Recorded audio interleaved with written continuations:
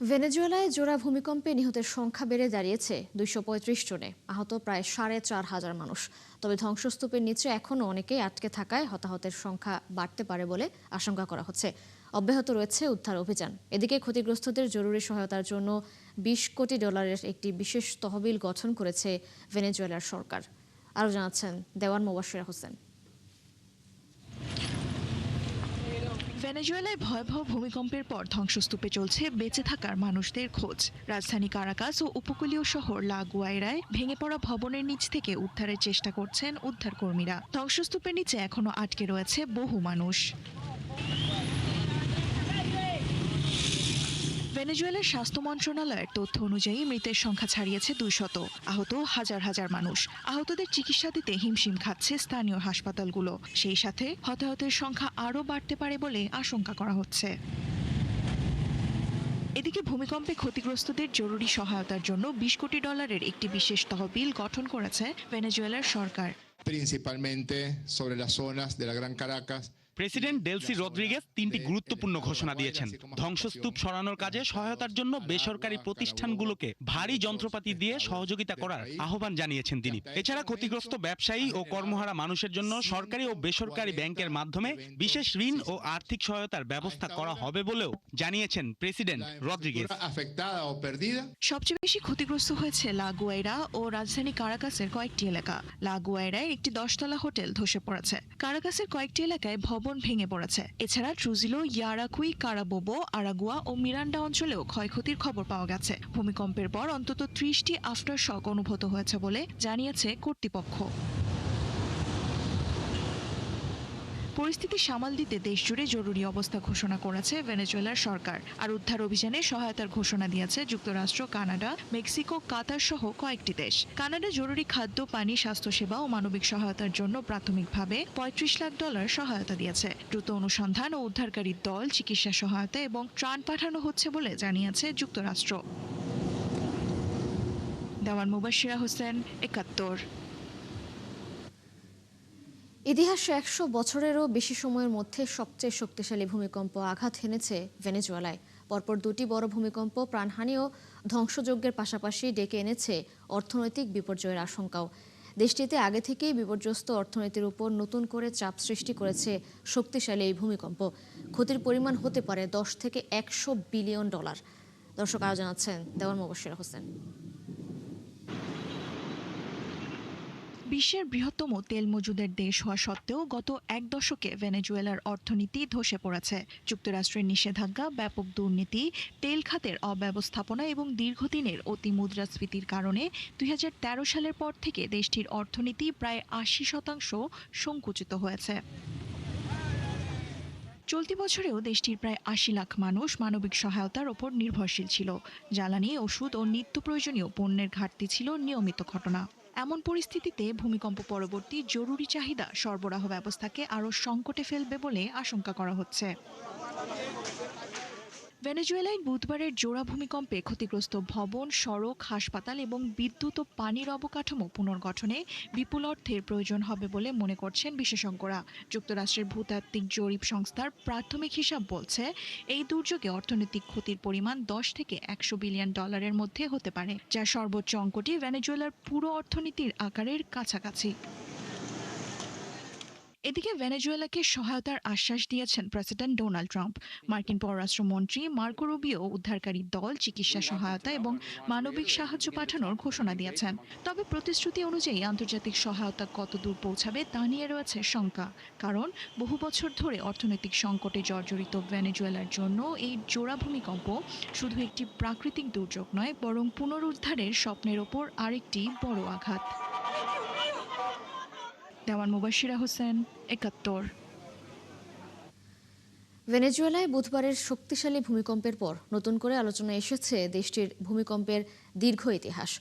গত 1 শতাব্দীরও বেশি সময় বারবার কেঁপে উঠেছে দক্ষিণ আমেরিকার এই দেশ। কোনো ভূমিকম্প কেড়ে নিয়েছে শত শত প্রাণ, আবার কোনোটি বদলে দিয়েছে পুরো অঞ্চলের বাস্তবতা। ভেনেজুয়েলার ইতিহাসের উল্লেখযোগ্য ভূমিকম্পগুলোর কথা জানাচ্ছেন চৈতি সরওয়ার।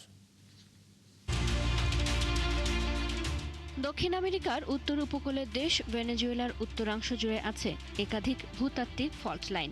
ফলে ভূমিকম্প প্রবণ অঞ্চলের একটি দেশে পরিণত হয়েছে ভেনেজুয়েলা। বিভিন্ন সময়ে বড় বড় ভূমিকম্পে ক্ষয়ক্ষতির পাশাপাশি রয়ে গেছে ভয়াবহ স্মৃতি। ভেনেজুয়েলার ইতিহাসে সবচেয়ে শক্তিশালী ভূমিকম্পের একটি আঘাত হানে ১৯০০ সালে। রাজধানী কারাকাসের পূর্বাঞ্চলে আঘাত হানা ওই ভূমিকম্পের মাত্রা ছিল ৭.৬ থেকে ৭.৭। ব্যাপক এলাকা জুড়ে হওয়া কম্পনে ক্ষতিগ্রস্ত হয় বহু স্থাপনা। এর পরের রেকর্ডটা হয় ১৯৬৭ সালে। কারাকাসের কাছে ৬.৭ মাত্রার একটি ভূমিকম্প আঘাত হানে। মাত্রার দিক থেকে এটি সবচেয়ে বড় না হলেও ক্ষয়ক্ষতির দিক থেকে ছিল ভেনেজুয়েলার অন্যতম ভয়াবহ বিপর্যয়। এই ভূমিকম্পে প্রাণ হারান অন্তত ২২৫ জন, আহত হন ২,০০০-এরও বেশি মানুষ। আজও সেই ভূমিকম্প ভেনেজুয়েলার ইতিহাসে একটি কালো অধ্যায় হিসেবে স্মরণ করা হয়। ৩ দশক পর ১৯৯৭ সালে আবারও কেঁপে ওঠে ভেনেজুয়েলা। সুক্রে অঙ্গরাজ্যে আঘাত হানা ৭ মাত্রার ভূমিকম্পে নিহত হন ৮০ জনের বেশি মানুষ। ক্ষতিগ্রস্ত হয় সড়ক, ঘরবাড়ি এবং গুরুত্বপূর্ণ অবকাঠামো। ভূমিকম্পটি দেশটির দুর্যোগ ব্যবস্থাপনা ও নির্মাণ কাঠামো নিয়ে নতুন করে ভাবতে বাধ্য করেছিল কর্তৃপক্ষকে। ২০১৮ সালেও বড় ধরনের ভূমিকম্পের অভিজ্ঞতা হয় ভেনেজুয়েলার। দেশটির উত্তর উপকূলের কাছে ৭.২ মাত্রা ভূমিকম্প আঘাত হানে। শক্তিশালী এই কম্পনে বহু এলাকা ক্ষতিগ্রস্ত হয় এবং প্রাণহানির ঘটনা ঘটে। এ সময় বিশেষজ্ঞরা সতর্ক করেছিলেন, ভেনেজুয়েলা এখনও বড় ধরনের ভূমিকম্পের ঝুঁকির মধ্যেই রয়েছে। আর সেই সতর্কতার বাস্তবতা আবারও সামনে আসে ২০২৬ সালে। শক্তিশালী ভূমিকম্প নতুন করে মনে করিয়ে দিয়েছে ভেনেজুয়েলার ভূমিকম্পের ইতিহাস এখনও শেষ হয়নি। প্রতিটি বড় ভূমিকম্পের পর উন্নত হয়েছে সতর্কতা ব্যবস্থা, পরিবর্তন এসেছে নির্মাণ নীতিতে। কিন্তু প্রকৃতির শক্তির সামনে এখনও বড় চ্যালেঞ্জ রয়ে গেছে দেশটির জন্য। চৈতি সরওয়ার, ৭১।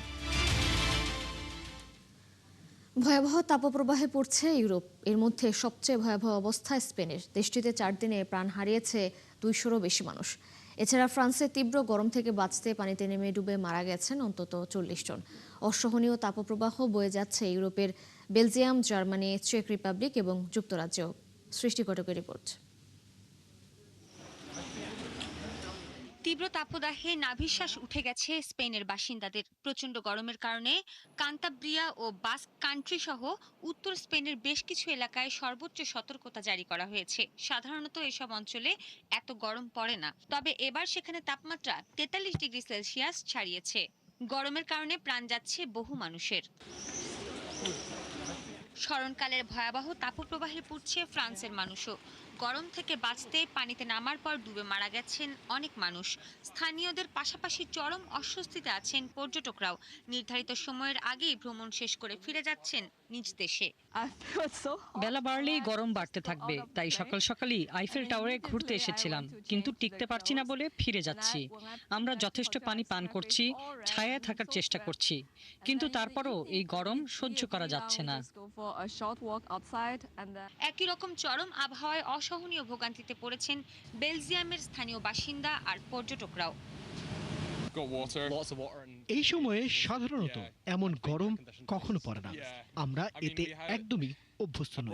মনে হচ্ছে সাহারা মরুভূমির চেয়েও বেশি গরম পড়েছে এখানে।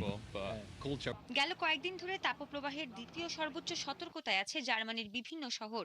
দেশটিতে ৫০ বছরের রেকর্ড ভেঙে ৩৬.১ ডিগ্রি সেলসিয়াসে পৌঁছেছে তাপমাত্রা। শুধু মানুষই না, অস্বাভাবিক গরমে মারাত্মকভাবে ক্ষতিগ্রস্ত হচ্ছে গবাদি পশু এবং ফসলও। কয়েকশো শিক্ষা প্রতিষ্ঠান বন্ধ করে দেওয়া হয়েছে। এছাড়া অনেক অফিসের সময় কমিয়ে অর্ধেক করা হয়েছে। প্রয়োজন ছাড়া ঘরের বাইরে না বের হওয়ার নির্দেশ দিয়েছে কর্তৃপক্ষ। ইউরোপের আরেক দেশ চেক রিপাবলিকের রাজধানী প্রাগেও বইছে তীব্র তাপপ্রবাহ। প্রচণ্ড গরমে অতিষ্ঠ হয়ে উঠেছে গোটা ইউরোপের মানুষ। সৃষ্টি ঘটক, ৭১। ইসরায়েলের প্রধানমন্ত্রী বেনিয়ামিন নেতানিয়াহু আবারও বলেছেন, দক্ষিণ লেবাননে তাদের দখল করা এলাকাগুলো থেকে ইসরায়েল সরে আসবে না। এদিকে মার্কিন পররাষ্ট্রমন্ত্রী মার্কো রুবিও বলেছেন, যুক্তরাষ্ট্র হরমুজ প্রণালী দিয়ে যাতায়াতের উপর ইরানের যে কোনো শুল্ক বা নিষেধাজ্ঞা প্রত্যাখ্যান করেছে। দক্ষিণ লেবাননে হামলা অব্যাহত রেখেছে ইসরায়েল। প্রধানমন্ত্রী বেনিয়ামিন নেতানিয়াহু বলেছেন, ইসরায়েলি সামরিক বাহিনী অধিকৃত এলাকা থেকে সরে যাবে না। যতদিন প্রয়োজন ততদিন এই অঞ্চলে ইসরায়েলি প্রভাব বজায় থাকবে। এদিকে লেবাননের সংগঠন হিজবুল্লাহ অভিযোগ করেছে, যুক্তরাষ্ট্র ইরান চুক্তিতে সব ফ্রন্টে যুদ্ধ শেষ করার কথা বলা সত্ত্বেও বেসামরিক নাগরিকদের উপর হামলা চালিয়ে যাচ্ছে ইসরায়েল। এতে আরও 2 জন নিহত এবং 1 জন আহত হয়েছেন। অন্যদিকে বাহরাইনে উপসাগরীয় সহযোগিতা পরিষদ জিসিসির একটি বৈঠকের পর মার্কিন পররাষ্ট্রমন্ত্রী মার্কো রুবিও বলেছেন, যুক্তরাষ্ট্র ও তার উপসাগরীয় মিত্ররা হরমুজ প্রণালীতে ইরানের যে কোনো শুল্ক বা নিষেধাজ্ঞার বিরোধী।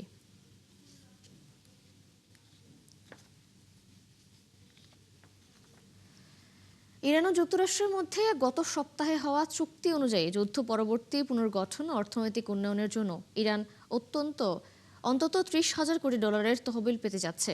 মার্কিন কর্মকর্তারা জানিয়ে দিয়েছেন, এই অর্থ তাদের দেশের করদাতারা বহন করবে না। তাহলে এত বড় অঙ্কের অর্থ কোথা থেকে আসবে তা নিয়ে প্রশ্ন থেকেই যাচ্ছে। বিস্তারিত সৃষ্টি ঘটকের রিপোর্টে। যুক্তরাষ্ট্র ও ইরান নতুন যে সমঝোতা স্মারকে সই করেছে সেটিতে উল্লেখ রয়েছে যে ইরানের যুদ্ধ পরবর্তী পুনর্গঠনে $30,000 কোটি সহায়তা দেয়া হবে, কিন্তু এই অর্থ মার্কিন করদাতারা দেবে না বলে স্পষ্ট জানিয়েছে যুক্তরাষ্ট্র। এর পরিবর্তে তহবিলের এই আর্থিক রূপরেখা কেমন হবে তা চুক্তিতে উল্লেখিত 60 দিনের মধ্যে আলোচনার মাধ্যমে চূড়ান্ত করা হবে। সমঝোতা স্মারকটি স্বাক্ষরিত হওয়ার আগে অবশ্য মার্কিন প্রেসিডেন্ট ডোনাল্ড ট্রাম্প ওয়াশিংটন ইরানকে $30,000 কোটি দিচ্ছে এমন খবর প্রত্যাখ্যান করেছিলেন। এই ধরনের দাবিকে তিনি ভুয়া খবর হিসেবেও বর্ণনা করেন।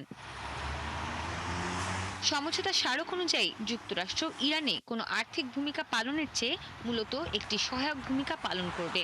পুনর্গঠন কর্মসূচিটি এগিয়ে নিতে আঞ্চলিক অংশীদারদের সঙ্গে কাজ করা এবং এই পরিকল্পনার সঙ্গে যুক্ত আন্তর্জাতিক আর্থিক লেনদেনের জন্য প্রয়োজনীয় লাইসেন্স, নিষেধাজ্ঞা থেকে ছাড় ও নিয়ন্ত্রক সংস্থার অনুমতি দেওয়ার বিষয়ে প্রতিশ্রুতি দিয়েছে ওয়াশিংটন। এই পুনর্গঠন প্রক্রিয়ায় বেসরকারি বিনিয়োগকারীরাও একটি বড় ভূমিকা পালন করবে বলে আশা করা হচ্ছে। নিষেধাজ্ঞা প্রত্যাহার এবং প্রয়োজনীয় আইনি ও নিয়ন্ত্রক সংস্থার অনুমোদন নিশ্চিত করা গেলে আন্তর্জাতিক কোম্পানি ও বিনিয়োগ তহবিলগুলোকে ইরানের জ্বালানি, পরিবহন, আবাসন ও শিল্প উন্নয়নের মতো খাতগুলোতে অংশ নিতে উৎসাহিত করা যেতে পারে বলে জানিয়েছে যুক্তরাষ্ট্র। মার্কিন সংবাদ মাধ্যম এনপিআর এর সঙ্গে আলাপকালে দেশটির জাতীয় নিরাপত্তা উপদেষ্টা জ্যাক সুলিভান বলেন, তেহরান আশা করছে এই $30,000 কোটি উৎস হবে বাইরের কোনো পক্ষ বা দেশ। এই বিনিয়োগগুলো আকৃষ্ট ও সুরক্ষিত করার জন্য প্রয়োজনীয় পরিবেশ তৈরি করতে সহায়তা করবে যুক্তরাষ্ট্র। তবে এই পুরো অর্থায়ন প্যাকেজের সুনির্দিষ্ট কাঠামো কেমন হবে তা এখনো স্পষ্ট নয়। জানা গেছে, আগামী সপ্তাহগুলোতে আলোচকরা মূলত এটি নির্ধারণ করার চেষ্টা করবেন যে বাস্তবসম্মতভাবে ঠিক কতটা পুঁজি সংগ্রহ করা সম্ভব, কোন কোন দেশ বা সংস্থা এতে অবদান রাখতে পারে এবং এই অর্থ প্রবাহের ক্ষেত্রে কী ধরনের সুরক্ষামূলক ব্যবস্থা কার্যকর থাকবে। সৃষ্টি ঘটক, ৭১। লেবাননে যুদ্ধবিরতির পর ঘরে ফেরার প্রস্তুতি শুরু করেছে বাস্তুচ্যুত পরিবারগুলো। বৈরুতের বিভিন্ন এলাকায় আশ্রয় নেওয়া মানুষজন গুছিয়ে নিচ্ছেন নিজেদের জিনিসপত্র, খুলে ফেলছেন অস্থায়ী তাঁবু। তবে অনেকের ঘরই পরিণত হয়েছে ধ্বংসস্তূপে, তাই ফিরে গিয়েও অনিশ্চয়তা কাটেনি। আরও জানাচ্ছেন দেওয়ান মুবাশশিরা হোসেন। লেবাননের রাজধানী বৈরুতের রাস্তায় এখন দেখা যাচ্ছে ঘরে ফেরা মানুষের ব্যস্ততা। বিছানা, বালিশ, কাপড় আর প্রয়োজনীয় জিনিসপত্র গাড়িতে তুলছেন বাস্তুচ্যুত পরিবারগুলো। কয়েক মাস ধরে যে অস্থায়ী তাঁবু ছিল তাদের ঠিকানা, যুদ্ধবিরতির পর সেগুলো খুলে ফেলছেন তারা। খিয়াম এলাকার বাসিন্দা জিহাদ যুদ্ধের সময় ঘর ছেড়ে বৈরুতে আশ্রয় নিয়েছিলেন। ক্ষতিগ্রস্ত বাড়ি মেরামত করার পর যুদ্ধবিরতির সুযোগে এখন ফিরছেন পরিবারের কাছে। আমি খিয়াম থেকে বাস্তুচ্যুত। বৈরুতের গভীরি এলাকায় আমাদের বাড়ি আগের যুদ্ধে ক্ষতিগ্রস্ত হয়েছিল। আমরা সেটি মেরামত করেছি। এখন পরিস্থিতি শান্ত হয়েছে, তাই ফিরে যাচ্ছি। রাস্তায় থাকা সম্ভব নয়। তবে যুদ্ধ থামলেও স্বস্তি ফেরেনি সবার জীবনে। অনেকের বাড়ি এখনো থাকার মতো অবস্থায় নেই, তাই কেউ ভাড়া বাসার খোঁজ করছেন, কেউ অপেক্ষা করছেন পুনর্গঠনের। আমাদের কোনো স্থায়ী জায়গা নেই। বাবার বাড়ি ক্ষতিগ্রস্ত, ভাইয়ের বাড়িও ধ্বংস হয়েছে। আমাদের জন্য ঘর আশ্রয়ের ব্যবস্থা দরকার, যতক্ষণ না পরিস্থিতি স্বাভাবিক হয়। যুদ্ধবিরতির পরও লেবানন ইসরায়েল সীমান্ত পরিস্থিতি পুরোপুরি স্বাভাবিক হয়নি। যদিও যুদ্ধবিরতি কার্যকর হওয়ার পর সংঘর্ষ অনেকটাই কমেছে, তবে ইসরায়েলি বাহিনী এখনও দক্ষিণ লেবাননের কিছু এলাকায় অবস্থান করছে। কাজেই যুদ্ধ থামলেও বাস্তুচ্যুত মানুষের জন্য স্বাভাবিক জীবনে ফেরার লড়াই এখনও চলছেই। দেওয়ান মুবাশশিরা হোসেন, ৭১। ইউক্রেনে নতুন করে আবার হামলা চালিয়েছে রাশিয়া। এতে টার্গেট করা হয়েছে দেশটির 3টি ট্রেন ইঞ্জিন, এছাড়া 2টি পেট্রোল স্টেশনেও হামলা হয়েছে। বৃহস্পতিবার এসব হামলা হয় বলে জানিয়েছে বার্তা সংস্থা রয়টার্স। এতে এক সহকারী ট্রেন চালক নিহত হয়েছেন। ইউক্রেনীয় কর্মকর্তারা জানিয়েছেন, তাদের অবকাঠামো লক্ষ্য করে গত কয়েক মাস ধরে রাশিয়া যেসব হামলা চালিয়েছে, নতুন করে তার তীব্রতা বাড়ানো হয়েছে। ইউক্রেনের সরকারি ট্রেন সংস্থার প্রধান নির্বাহী বলেছেন, একটি হামলা হয়েছে উত্তর পূর্বাঞ্চলের সামিতে, অপর দুটি দক্ষিণাঞ্চলের জাপোরিঝিয়াতে। এর মধ্যে জাপোরিঝিয়াতে এক সহকারী ট্রেন চালক প্রাণ হারান। তিনি বলেন, 2 জন ক্রুকে সময় মতো সরিয়ে নেওয়া হয়, তাদের কেউ আহত হয়নি। কিন্তু জাপোরিঝিয়াতে তৃতীয় একটি হামলায় একজন প্রাণ হারান। ওই হামলার সময় চালক ট্রেন থেকে বেরিয়ে যেতে সমর্থ হন, কিন্তু সহকারী চালক সামনের ক্যাবেই ছিলেন, তাকে বাঁচানো যায়নি। রুশ সেনারা এখন পর্যন্ত 100-ও বেশি ইঞ্জিনে হামলা চালিয়েছে বলেও জানিয়েছেন তিনি। কলকাতায় নির্মাণাধীন একটি গুদামঘরের ছাদ ধসে নিহতের সংখ্যা বেড়ে দাঁড়িয়েছে 9 জনে। বুধবার দক্ষিণ কলকাতার তারতলায় ঘটে এই মর্মান্তিক দুর্ঘটনা। দুর্ঘটনার পর বৃহস্পতিবারও উদ্ধার অভিযান অব্যাহত রয়েছে। ঘটনাস্থলে সেনাবাহিনী, এনডিআরএফ, দমকল পুলিশ ও প্রশাসনের সদস্যরা উদ্ধার কাজ চালাচ্ছেন। ঘটনার তদন্তে গুদাম নির্মাণাধীনকারী প্রতিষ্ঠানের কর্ণধার শম্ভু বেহারা সহ 4 জনকে গ্রেপ্তার করেছে পুলিশ। ঠিকাদারের ভূমিকাও খতিয়ে দেখা হচ্ছে। দুর্ঘটনাস্থল পরিদর্শন করে পশ্চিমবঙ্গের মুখ্যমন্ত্রী দোষীদের বিরুদ্ধে কঠোর ব্যবস্থার ঘোষণা দিয়েছেন। নিহতদের পরিবারকে 10 লাখ এবং আহতদের 1 লাখ রুপি সহায়তা দেওয়ার কথা জানিয়েছে রাজ্য সরকার। অন্যদিকে প্রধানমন্ত্রী নরেন্দ্র মোদীও শোক প্রকাশ করে ক্ষতিগ্রস্ত পরিবারগুলোর জন্য আর্থিক সহায়তার ঘোষণা দিয়েছেন। দর্শক, এই ছিল এখনকার আয়োজনে। বিশ্বের আরও নতুন কিছু খবর ও বিশ্লেষণ নিয়ে দুপুর 1টায় আবারও হাজির হবে বিশ্বযোগ। ততক্ষণ সরাসরি সংবাদ অনুষ্ঠান দেখতে চোখ রাখুন ৭১-এর ফেসবুক পেজে এবং সাবস্ক্রাইব করুন ৭১-এর ইউটিউব চ্যানেল। থাকুন ৭১-এর সাথেই।